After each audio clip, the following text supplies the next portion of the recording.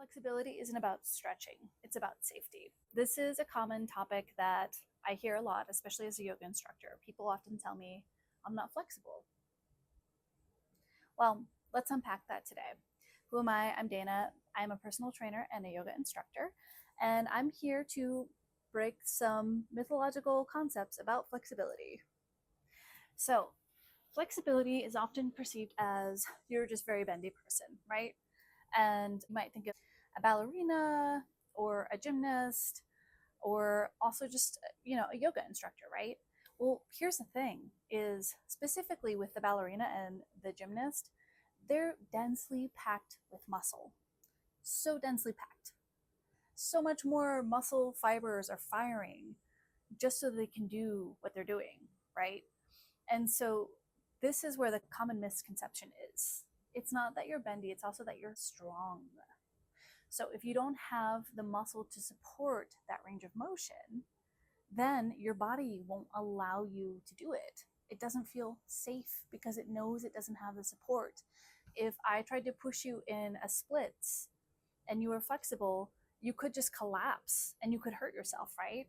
That wouldn't be ideal. What one can consider is that it's about building strength in that deeper range of motion.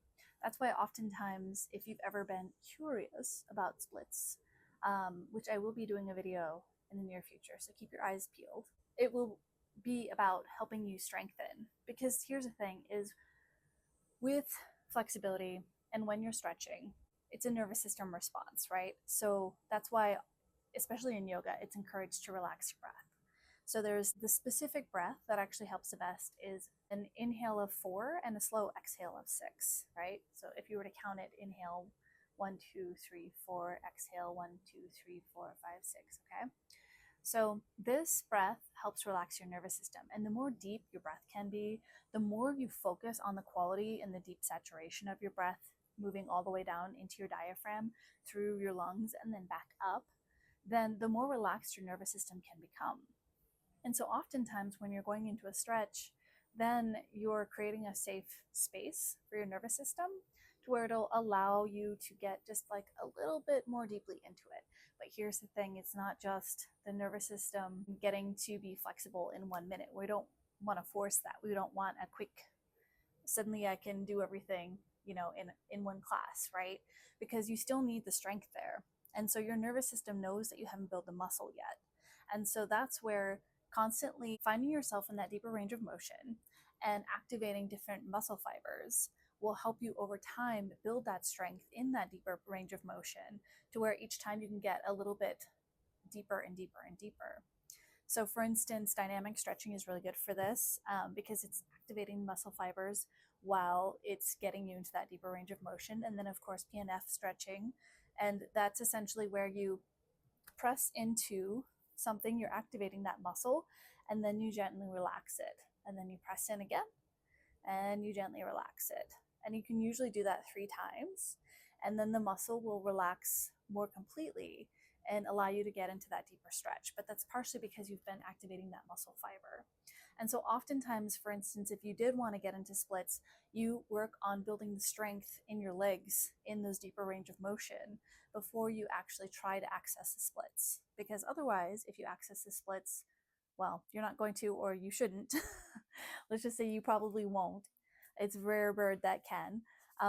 But if you did access the splits, you could just really, really hurt yourself. And oftentimes, the thing about flexibility as well is that part of it is maybe your body is holding on to old injuries, old compensations. Maybe one side of your body is more flexible than the other. For somebody to just blatantly say, like, I'm not flexible is probably not true because they probably have more mobility in their shoulders compared to their hips, or more ankle mobility compared to hamstrings or whatever, right? And so different parts of your body will probably have a deeper range of motion than others. And that's okay because basically your body is just responding to the stimulus that you provide every day, right? So if you aren't working on one thing, but you're working on something else, you're probably going to be more effective there. So if you're a cyclist, you're probably going to have really strong legs.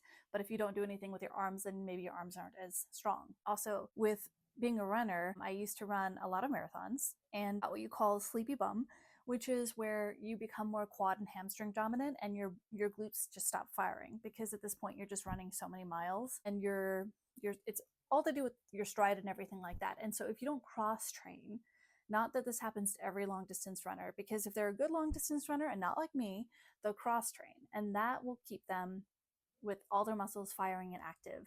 So it's less likely they'll get injuries and things like that, right? But I digress. My point is that it's about allowing yourself to keep coming back to those stretches, relaxing your breath, and then working on activating some muscle fibers gradually as you move towards that deeper stretch. All right. Next time you think you're not flexible, remember everything that I just said. It's not necessarily a lack of flexibility, it's actually a lack of strength in these deeper range of motion. And so they're hand in hand. It's softness with trust, essentially. The more strong you can be in those deeper range of motions, then the more you trust your body. So, for instance, one reason I think flexibility is so important, I'm doing this because it's not just that, it's the flexibility, the kind that I'm talking about, where you're able to reach a deeper range of motion, but you have all the strength throughout that whole range of motion, right? That provides so much more safety for you because if you do fall, then you're less likely to get injured because you have so many more things working for you. Whereas if you didn't have any muscle fibers on your internal groin or anything like that, or like in your glutes, if you fall and slip on the ice, you're more likely to get injured, because you have less support. You're more likely to pull a muscle or something. Essentially, that's usually what ends up happening. Is it's kind of like an expression I like to use for this is the last little analogy I think that I'll throw in here. But essentially, it's like on a sailing ship.